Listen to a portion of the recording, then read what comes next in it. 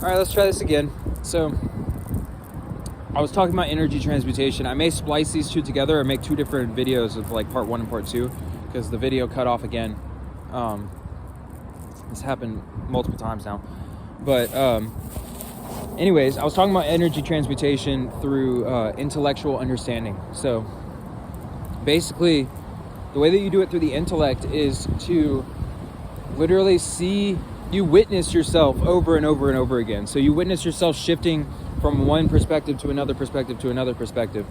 And when you start to experience the lower energies, what you do is you understand that you have intellectually outgrown these kinds of things, meaning like you actually understand why the experiences are coming to you, and you're able to witness from a non-attached perspective the energies that you're experiencing. And when you're able to do that, then you can actually recontextualize the energies by understanding what the energies actually are, which is just an expression of energy somewhere inside of your system.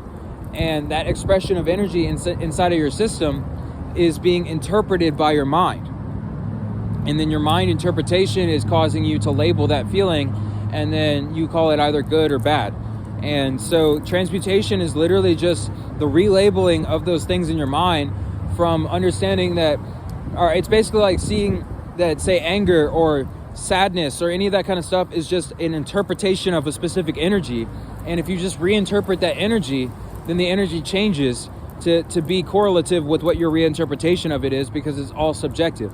So the energies that you're experiencing, how you feel about them, is literally subjective to your own personal experience. So if you tell yourself that this feeling is not good, or I don't like this feeling, then most likely what you're going to experience is a feeling that's not very good, or you're not going to really like the experience. You see what I mean? So it's like you have to recontextualize all these things and start to look at them as just energies flowing through you, and that if you attach to those energies that are flowing through you by labeling them or giving them sort of a mental connotation, then most likely you're going to experience a negative connotation to that energy. So really the last one is a spiritual transmutation of energy, and that's to understand the chakra system to a higher level.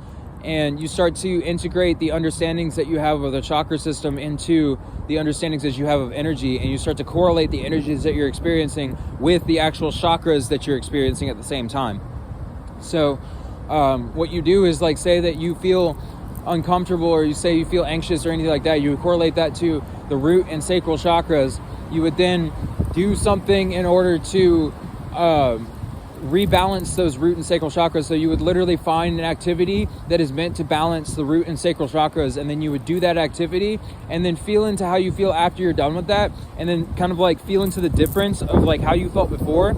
And you have to be very observant and very aware of the way you feel before and after.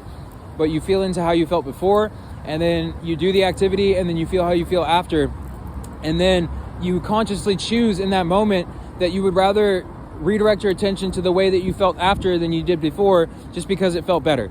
And so you start to just like do more stuff that is correlative with balanced energy systems. So you basically like stop doing all the things that are causing you to imbalance yourself. So you stop eating unhealthily, you stop doing excessive sexual activity, you stop doing like needs for power activities, and like you stop lying and manipulating people, and you start to just like feel into your heart space and really like do the things that bring about the feelings of love and compassion and understanding in yourself. And then through doing those things, you will become a more loving, compassionate, and understanding person, and then you'll actually be able to give yourself that energy when you need it. So it's like whenever you feel depressed or something like that, or sad, then it'll be almost as if you have another person with you that is trying to help you through it, even though it's just yourself trying to help you through it. Like you've developed this compassionate space in yourself where you're able to even like be a compassionate, loving helper to yourself. So that's kind of like what the spiritual transmutation of it is. It's like changing your actual life circumstances by changing the actual things that you do in life to be more correlative with a spiritual type of existence, and then you start to live a more spiritual type of existence, and then all of a sudden you start to experience the actual spirit, which is the love and the unity behind everything. And then that transmutes your energy, and then all of a sudden you start feeling love all the time, because you don't really even have to do anything at that point, because it's not you who's doing it, it's the spirit who's doing it through you. So I'll make more videos today. It's a little chilly outside today, so I'm gonna probably go and film more inside, but yeah, it's a beautiful day outside today though. The sun is out and it's gorgeous, so I hope you guys have a wonderful day. Namaste.